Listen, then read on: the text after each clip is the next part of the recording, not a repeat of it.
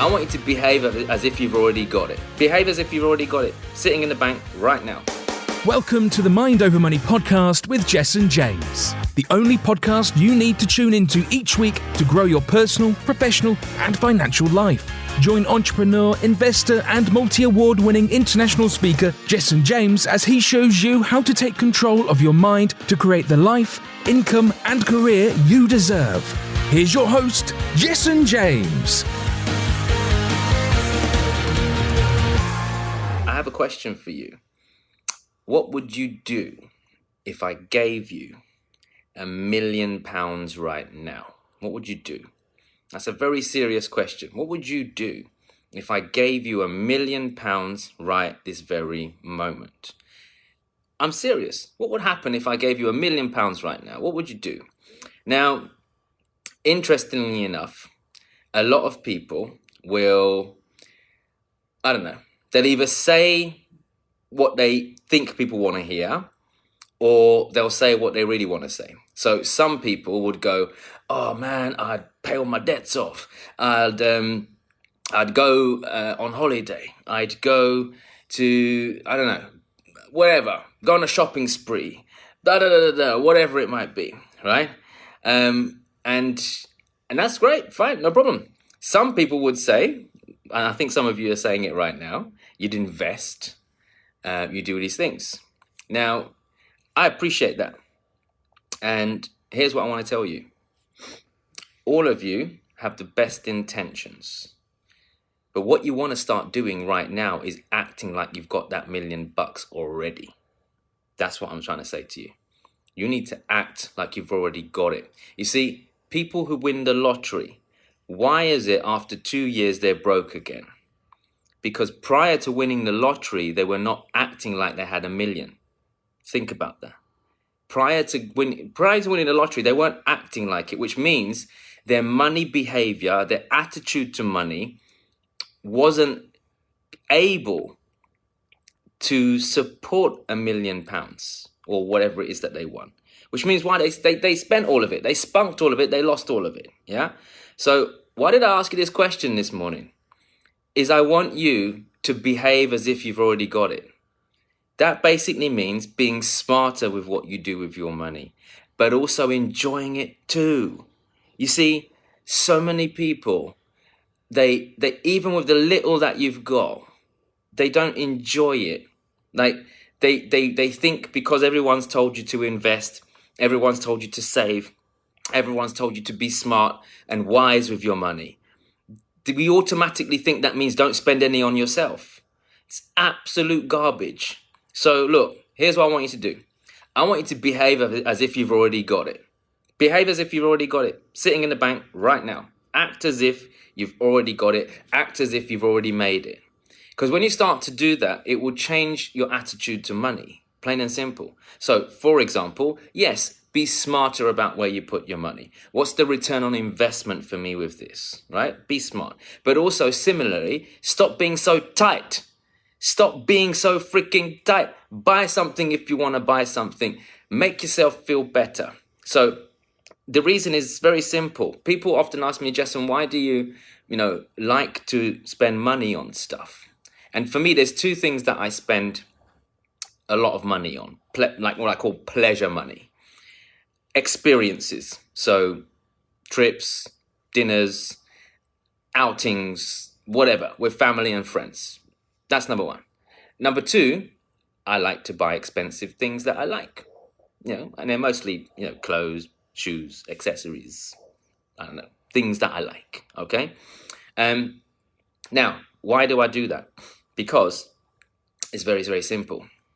I'm stacking on my belief around money, and that money actually makes me feel good, and it's not a bad thing, because most of us are running around, sadly, with this conditioning of debt.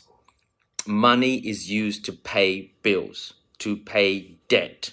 That's most of the conditioning that we're grown up with. So why is it that most people have this attachment to money?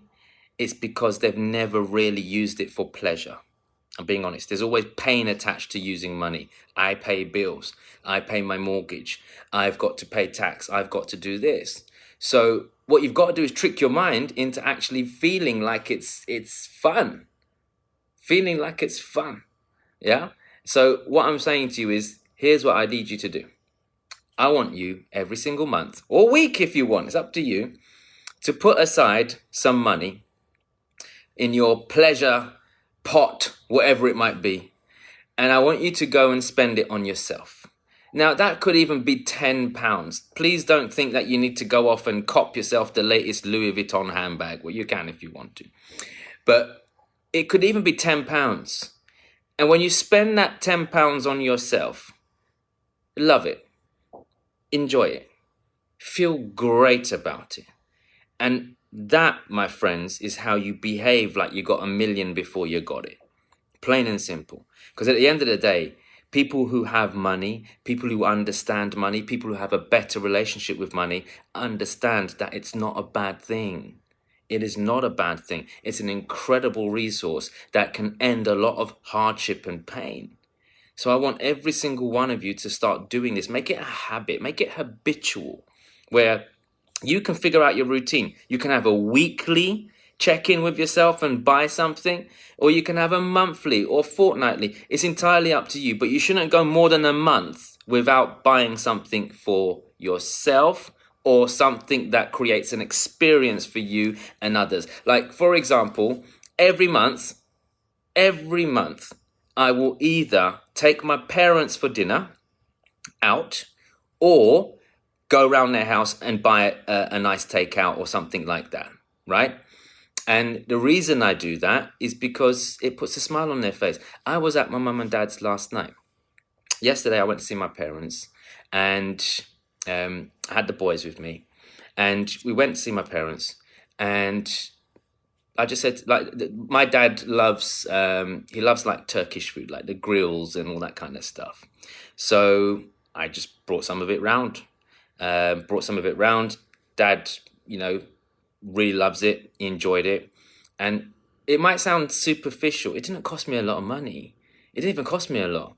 But the moment that I shared with my parents, breaking some bread and watching my dad like really enjoy his meal and send gratitude. And bearing in mind, some of you may or may not know, my dad grew up, in Mauritius. He lost his dad when he was 3 years old.